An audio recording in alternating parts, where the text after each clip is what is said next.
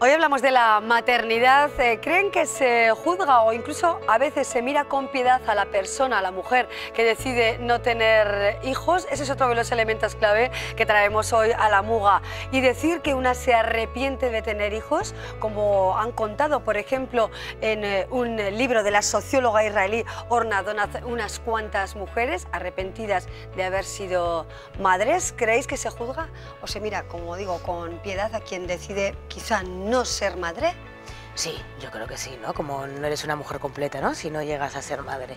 Y luego sobre el arrepentimiento, pues bueno, pasa un poco como con el concepto de las malas madres y tal. Bueno, no sé, arrepentirte de ser madre no es como arrepentirte de tomar según qué decisión en tu vida, ¿no? Pero incide otra vez en esa construcción de este discurso de dinamitar un poco esas esencias de la maternidad como destino universal y como lo mejor que te puede pasar en la vida, que es criar hijos, ¿no? Entonces, bueno, pues ¿quién no se ha arrepentido de ser madre? ¿No? Pregunto también.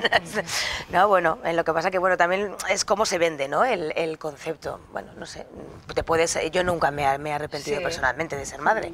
Tampoco me he arrepentido de otras decisiones igual también más complejas que he tomado en mi vida, ¿no? Pero igual tiene que ver con la forma de ser, no sé. Sí, Ana Belén, ¿se comprende de alguna manera eso de arrepentirse? Yo creo que quizá momentáneamente. Sobre todo es complejo porque creo que tampoco hay que tomarse, no lo estamos tomando de forma frívola, pero es lo que estamos hablando toda la tarde. ¿Por qué no eres madre? ¿Por qué no quieres? Porque no puedes físicamente, porque no puedes económicamente, porque hay tantas motivaciones que decir, pues eso, me arrepiento, no me arrepiento, es que se puede dar tal casuística y puede haber tantas historias diferentes que me parece un poco, ¿no?, que hay que tener cuidado con eso.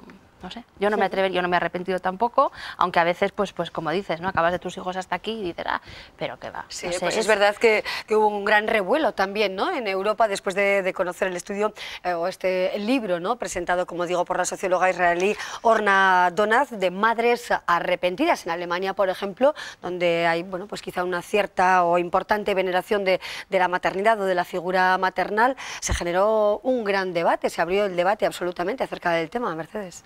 Sí, yo creo que más que todo porque las madres se arrepienten porque el peso de la maternidad recae siempre en la madre, como que yo creo que es mucha la sobrecarga y los usos del tiempo de las mujeres cuando ejercen la función de la maternidad. Y entonces si no pueden conciliar con otros espacios o con otros espacios de autonomía o de realización personal, entonces como yo creo que ahí viene el tema del arrepentimiento, el tema sí de una mayor autonomía para las mujeres. Isabel. Pues yo creo que si ha sido una opción que has tomado un buen día, consciente de todo, es difícil arrepentirte, pero puede ocurrir, uno se puede arrepentir de muchas cosas en la vida, pueden cambiar muchas circunstancias que te lleven, o sea, a mí no me escandaliza, pero a mí sí que me parece que es una de las cosas más duras de las que te puedas arrepentir, porque claro, has puesto otra vida en el mundo, entonces si te arrepientes pues has asumido una responsabilidad, tiene que ser muy duro. Ahora, a mí no me escandaliza, yo creo que puede ocurrir. ¿Por qué no? Muchas veces te arrepientes de muchas cosas en la vida, ¿no? Y luego, ya que has hablado de estudios, pues hay un estudio que se hizo en Brasil, un país con casi 240 millones de habitantes, donde fueron preguntando a la gente, ¿hoy volverías a tener hijos? Y lo separaron por etapas de padres de 5, de 10, de 15, entonces conforme la edad de los hijos iba subiendo, había más padres y madres arrepentidos del tema, ¿no? Y entonces es un estudio cuando menos curioso, tan curioso que mi hermano me mandó todo el estudio y dice, mira, a ti, ¿qué te gustan estas cosas? Los de 25 años, con hijos de 25 años eran los más arrepentidos, pero que además muy aproximado padres y madres, porque la encuesta se hizo por separado, ¿no? Y fue sorprendente que las madres, o sea, y digo yo, bueno, pues digo, no sé, eso queda mucho que pensar, ¿no? Pero también, oye, puede ocurrir, no hay que dramatizar tanto. Y maternidad y profesión, ¿no? Ya hemos hablado de conciliación, de que hay que avanzar en este sentido, quizá, bueno, pues desde muchos puntos de vista. Pero bien es cierto que, por ejemplo, cuando se escuchó a Samantha Villar, quienes le criticaban decían, otra mujer más que a sus más de 40 años ha seguido primando la profesión en detrimento de la maternidad. ¿Cómo lo veis? ¿No? ¿Profesión y ser madre no van a ir de la mano nunca? Pues parece ser que no. Bueno, a mí más que hablar de conciliación, porque las únicas que conciliamos somos las mujeres, me gusta hablar de corresponsabilidad. Entonces, bueno, pues cualquier mujer que trabaje y materne en pareja o sin pareja es ya muy complejo, y si ya tienes que trabajar y quieres tener una carrera profesional, ya no te quiero ni contar, ¿no? O sea, lo que es, a ver, no me gusta mucho la palabra, ¿no? Pero como triunfar, ¿no? En tu trabajo. Y se hace a costa de un sacrificio brutal. Eso es algo innegable y es algo absolutamente objetivo, ¿eh? Ya más allá de arrepentimientos, son arrepentimientos. Entonces, no, de momento no van de la mano. Vivimos en una sociedad que no favorece para nada, y eso parece ser que la responsabilidad es solamente nuestra. Y lo que comentábamos y lo que comentaba antes también Mercedes, ¿no? De el tema del arrepentimiento, pues cómo no nos vamos a arrepentir, ¿no? Si nos damos cuenta de que esto es muy duro y luego de repente encima lo tenemos muy complicado, ¿no? Porque somos las que trabajamos de media jornada, porque no desde mi punto de vista, desde mi experiencia personal, es algo horrible. No ser madre, sinónimo de ser una mujer egoísta, que también se escucha esto, ¿eh? Sí. Pero no tiene por qué. Puedes ser madre y ser egoísta también. ¿Qué es más egoísta? Lo hablábamos un día además en este plató contigo. ¿Qué es más egoísta, no? No tener hijos o tenerlos en según qué condiciones, ¿no? Yo no creo que tenga, para mí no tiene que ver, ¿eh? No. ¿Egoísmo, inmadurez o lo contrario, Mercedes? Bueno, para mí muchas de estas mujeres que no son madres recaen en ellas muchos estereotipos de egoístas, después que son mujeres incompletas, vacías, pero que no tiene que ser así. Al contrario, son mujeres que muchas veces que están muy comprometidas en cuestiones de voluntariado o a nivel en espacios profesionales, culturales, y que llevan otro estilo de vida, pero no quiere decir que sean peores, o lo que pasa es que están menos valoradas, que yo creo que la maternidad está como que existe una exaltación de la maternidad, una sobrevaloración de la maternidad que tiene reconocimiento social, y aquellas mujeres que no cumplimos con esta norma de género y de parentesco, porque también está el deber de descendencia, de continuar con el linaje, con reproducir nuestra familia, entonces yo creo que de un modo son castigadas o estigmatizadas, aquellas mujeres que se alejan de la norma de género. Isabel, ¿y somos quizás las mujeres las que más nos interpelamos acerca de ¿vas a ser o no madre? Depende, habrá una época en la vida antes de decidirlo que sí, si lo has decidido conscientemente, qué duda cabe que has tenido un proceso antes, ¿no? Incluso aunque seas joven, yo mi primer hijo lo tuve a los 25 años y yo lo tenía claro, ¿no? Pero yo creo que conforme avanzas en edad tienes más capacidad, o tienes igual un campo de visión mucho más amplio, y tienes también coraje igual de adoptar decisiones del tipo, pues yo no quiero tener hijos, porque has visto más, has vivido más. Y yo creo que en eso, total libertad. A mí, no sé, yo lo que sí veo, antes lo has dicho tú, que hoy es mucho, pero mucho más difícil conciliar la vida laboral y la maternidad. La prueba está en que cada vez las mujeres que deciden ser madres, ojo, porque ya hay muchas mujeres que deciden que no quieren ser madres, lo deciden mucho más tarde, porque se juegan su vida profesional, y se juegan no solamente la vida profesional, una parcela de realización de su vida, ¿no? Entonces yo creo que hoy es mucho más difícil, yo siento decirlo, tengo una hija que lo va a tener mucho más difícil que yo la maternidad, pero es así, de cruel. Bueno, seguimos avanzando, eso no, un alivio, al menos hablar de ello, analizarlo y profundizar en estas cuestiones. ¿Qué nos dirán quienes nos están viendo ahora, ¿no? Nos encantaría saberlo. Pero de momento vamos a escuchar el testimonio de algunas mujeres con las que hemos charlado acerca de estos temas, la maternidad, sus complicaciones y por supuesto la felicidad que reporta, ¿no?, traer vida al mundo o ejercer como madre. Vean. Me parece interesante porque da una versión más actual sobre todo más actual y más realista de la maternidad. Cada uno con sus hijos hace lo que mejor cree o lo que mejor intentamos o podemos. Sí que es mucho sacrificio, por supuesto, pero vamos, se compensa mucho. Tienes siempre que muchas veces elegir entre ser madre o ser trabajadora. Mucha recompensa personal, pero económico y laboral, desde luego, todo problemas. Pienso primero en ellos y luego si tengo, pues para mí. Pero siempre ellos, ellos, ellos, ellos. Creo que todo el mundo que se plantea ser padre o madre sabe a lo que hay que atenerse. Pasas a un segundo plano. Al final, a partir de entonces, en el momento en el que das a luz, tú ya se acabó tu vida y es la de ellos. Vives por ellos y para ellos, claro. Es una responsabilidad muy grande, sobre todo. Y hay momentos en los que igual te puede venir un poco grande, la verdad. Yo creo que aporta mucho. Depende de la educación que le demos a los hijos, yo creo que te pueden aportar muchas alegrías. Desde luego es una elección y es muy respetable que haya gente que no le guste.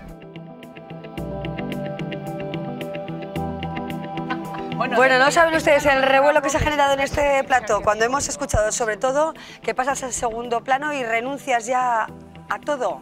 María. Nos hemos enfadado, ¿no? Porque, ¿cómo que renuncias? Bueno, luego, a ver, yo también os digo que yo tengo un hijo de 16 años y he empezado a ir al cine, y bueno, y encima más que yo soy crítica de cine, ¿no? He empezado a ir al cine de seguido hace 2, ¿eh? O sea, sí. Pero no, hay que luchar por mantener, bueno, que es muy complejo, hay veces que no tienes ni tiempo ni de decir cuál es mi parcela, porque hay veces que ni sabes cuál es tu parcela en esa nueva situación, pero no, o sea, no, hay que luchar porque no, tú sigues siendo una persona, ¿no? Sí, sí. No, para mí también es súper importante continuar con nuestros proyectos personales y encontrar ese difícil equilibrio entre la vida personal, laboral y también social. Que a veces yo escucho en la Icastola que las madres dicen, puedo compaginar o conciliar bastante bien la vida laboral y familiar, pero mi vida personal o social que... Pues yo siempre digo que soy mejor madre y mejor esposa y mejor amiga y mejor hija y mejor persona si guardo mi espacio. Lo tengo muy claro. Los niños al final son espejos nuestros y si estamos bien, ellos van a estar mejor.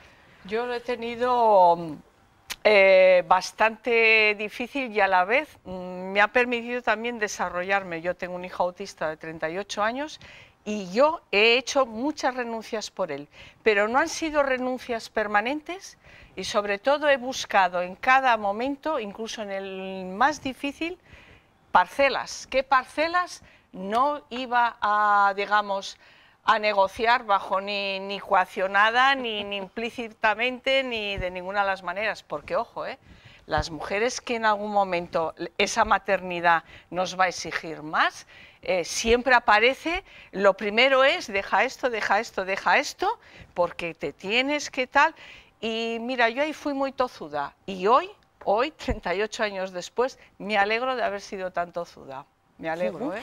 La religión ha sido determinante a la hora de mantener un pensamiento quizá más homogéneo frente a esta heterogeneidad de planteamientos que hacemos en la sociedad actual, claramente. Uf, claro que sí, ¿no? Es ideal de la Virgen María, ¿no? Simplemente esa madre abnegada y sí, yo creo que además la religión solamente, en muchas de ellas solamente hay dos modelos, ¿no? El de la santa y el de la pecadora. Entonces, para ser una buena santa y una buena cuidadora, tienes que ser madre. Bueno, aquí qué pena que no tengamos más tiempo, el cine, ¿no?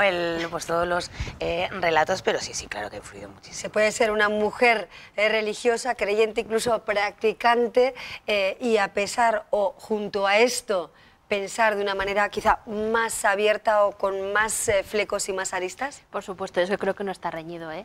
Creo que religiones hay muchas y creo que la sociedad puede hacer presión desde muchos espacios a este tema, pero yo creo que se puede porque precisamente se trata de vivir en consonancia y en coherencia con lo que crees, ¿no? Y yo sí creo que sí.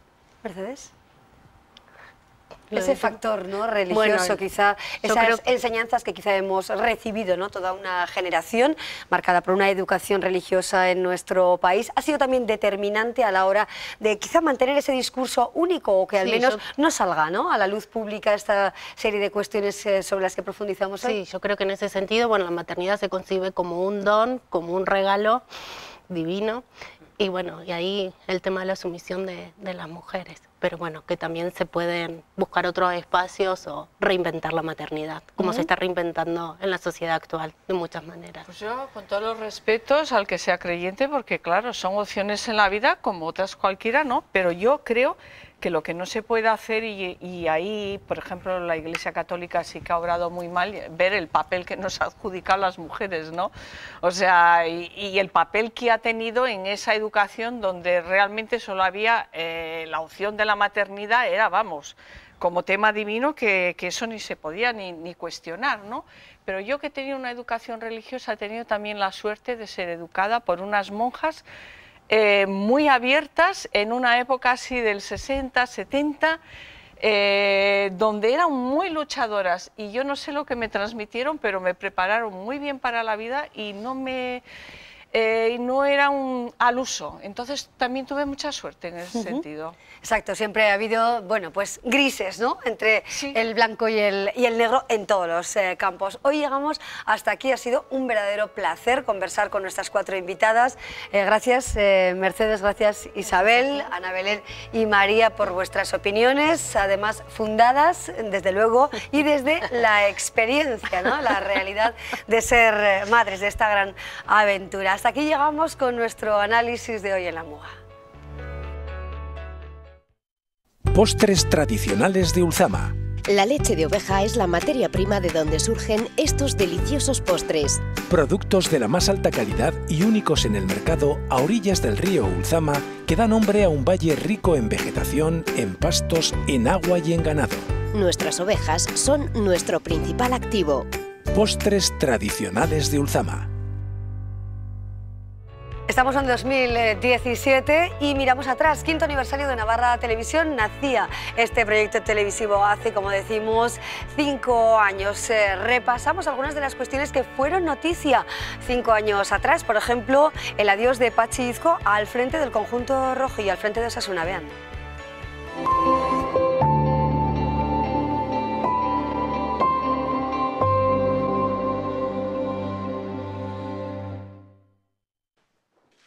Entre lágrimas, así fue el adiós de Patxi Izco tras una década como presidente de Osasuna.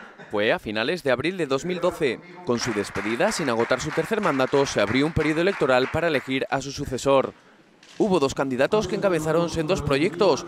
Uno continuista, liderado por Miguel Archanco y buena parte de la directiva del propio Izco. La alternativa, la de Javier Zabaleta a través de la plataforma Todos Somos Osasuna, creada en 2010. Por primera vez desde 2002 iban a tener lugar unas elecciones, pues el socio no acudió a las urnas en las 2 reelecciones de Izco al no tener oposición. Y por primera vez hubo un debate presidencial televisado. Fue en esta casa, en Navarra Televisión. A un inicio cordial le siguió una pelea dialéctica en el plató. Están aterrorizando a todos los empleados del club y de la fundación, diciendo cosas como que los vamos a despedir a todos para meter yo a todos mis amigos. Están aterrados por lo que les estás contando, por lo que estás diciendo, porque no tienes ni porretera idea, y perdóname la expresión. Aterra la posibilidad de que nosotros entremos y levantemos las alfombras. Lo único que pido al socio, de verdad, por favor, que no te dejen entrar para administrar ninguna cuenta. Las elecciones tuvieron lugar el 30 de junio. La participación no fue alta precisamente. Alrededor de 4.000 personas de los más de 12.000 socios que estaban llamados a las urnas. El resultado, claro, Miguel Archanco obtuvo casi el 75% del apoyo social, mientras que Zabaleta se quedó en el 25%, sobrepasando por poco los 1.000 votos. Los más de 3.000 recibidos por Archanco le dieron la victoria, que celebró junto a su equipo directivo y le convirtió en el 21º presidente de la historia de la entidad rojilla. Yo cumpliré el sueño al final de la legislatura, cuando después de mi legislatura pueda estar orgulloso del trabajo realizado. Unos días más tarde, en la víspera del inicio de las fiestas de San Fermín, tomarían posesión del cargo relevando a Izco tras las últimas elecciones en Osasuna hasta la fecha. Información patrocinada por Findus, Centro Navarro de la Audición y Comunidad de Bardenas Reales de Navarra.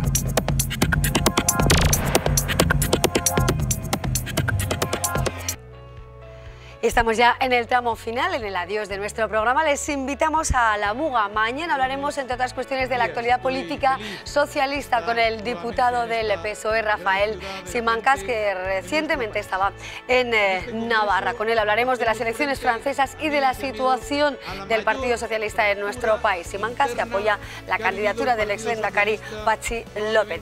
Y así nos vamos, como siempre, agradeciéndoles la atención que nos han prestado, que nos hayan elegido y bueno, pues con una frase como lo hacemos siempre en La Moga. Gracias por estar ahí, que disfruten y les esperamos mañana con muchos contenidos, política, salud y tertulia de mujeres profesionales. Nos vemos mañana, adiós.